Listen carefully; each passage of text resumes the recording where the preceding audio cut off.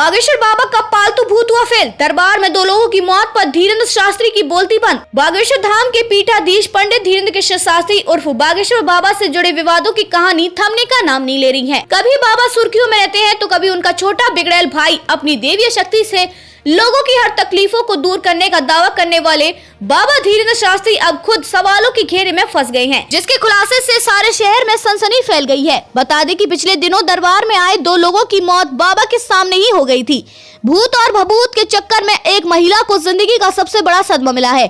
बाबा की चमत्कार की आस में महिला के 10 साल की बच्ची की मौत हो गई है। इसके साथ ही उन पर लोगों की सेहत के साथ खिलवाड़ के आरोप लग रहे हैं। एक के बाद एक मौत से उठ रही हैं उंगलियां। राजस्थान की रहने वाली इस महिला की माने तो इसे बागेश्वर बाबा की देवी शक्ति पर बड़ा भरोसा था। पिछले 1.5 साल से ये लगातार बागेश्वर धाम आ रही थी।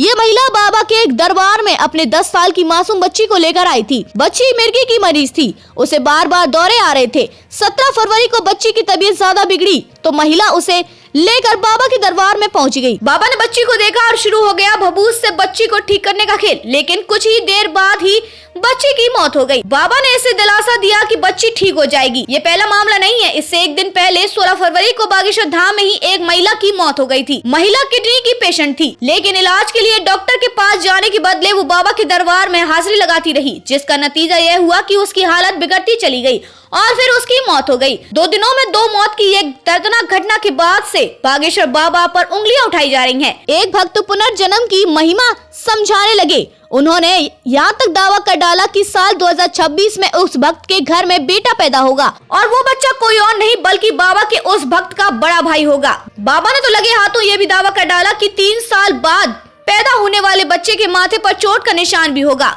बाबा धीरेन्द्र शास्त्री की बातों का सीधा सीधा मतलब यह है कि वो 2023 में बैठकर 2026 का हाल देख सकते हैं।